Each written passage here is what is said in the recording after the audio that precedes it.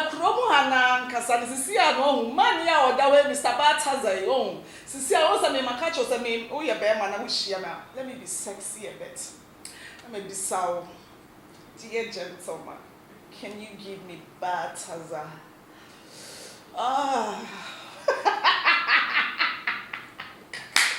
na woni say also how Sana ya chuma na abasani sre ni na ye na man we protecting him and na what infection dey kwaya ne yere na man ye dwamanfo na me kura me betina ha bi na be fefe me siase ye manim se wo ge kwa okọ match pass ajebe de me ka ye ni na woni me say sana man na ono nko a empre de man ya che no na ya che no me say and yes, where your left call for said net call for what did the video no? Why should we do this because we are not a criminal? Huh? So it's a elimination and I don't want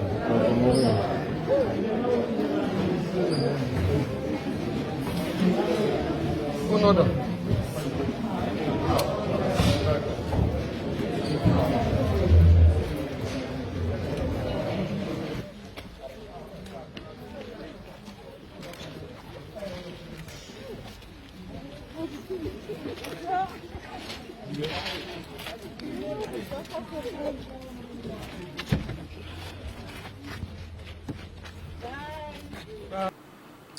When them say ya chi ni wie ye no still na videos ne papia na papi was screen ne so Telegram je ne okọ Telegram and esu wo hoto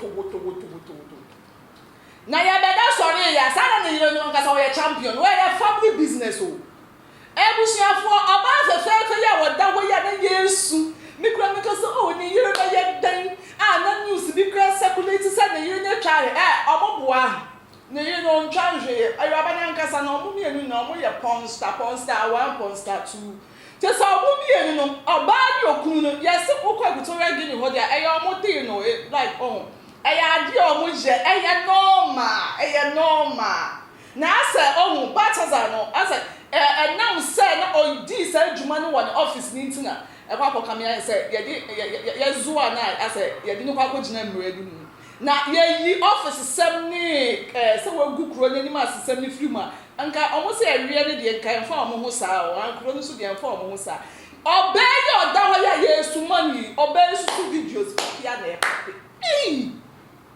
na atopani bi wo ho ma hu a ebusuafo obe ye bu ni tugum ni etina ha musrade a wo beteta just sanka to penka ye tua ni se anankasa no wo se obi ni kunu ate wono ma wuti asem na yesi mind your business o wo ka ni bebre a akwa yese be ma ose miminye gay for hu ye machine enso na odi ni yire to odem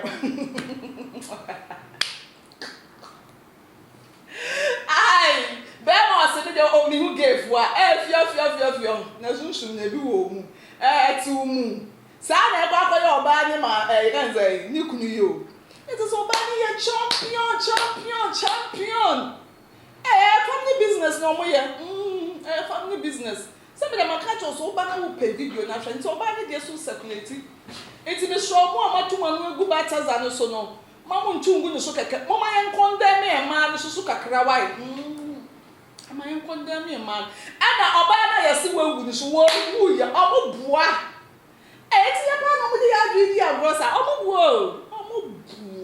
omoboa ti ebusuafo isi anankasa na after news we me mind me business cause since me hu say a family business no mo ye de me ha me hu nka biem atu papa ni obebu ni kunu so ubu na dabio me atena kasa say confuse me be ma no hu say na oba na ichiti na no so yes na say ade na ye family business inti edina ye miss cover girl of me cover girl so amejo so tap send na so masne na me de konkon say 360 de be sum wo high tension said the busham hu ye why wo kofa oba hwem wo kofa be ma so ahwem Na see no case no a case study maka relationship.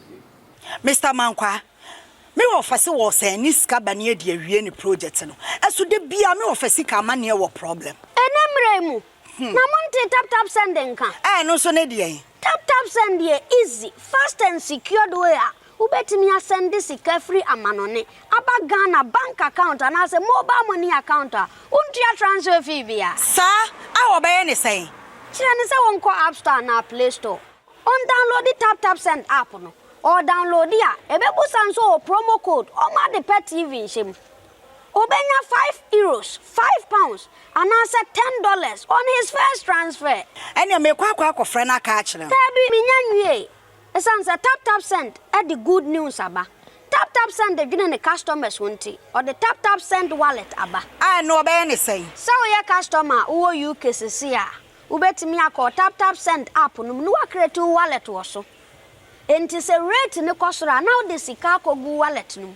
Anase mpo betimi atosusu nkakra enti abere sem a opeso send sika ba Ghana no anse wa send sika na ba Ghana anase oba o my Ghana mu a watimi ayusu sika e wo wallet no tie And you said to say you use momo Ghana haydo sa pepepe se si tap send atre na him kopiem wo United Arab Emirates, Netherlands and Austria. Tap send na papa no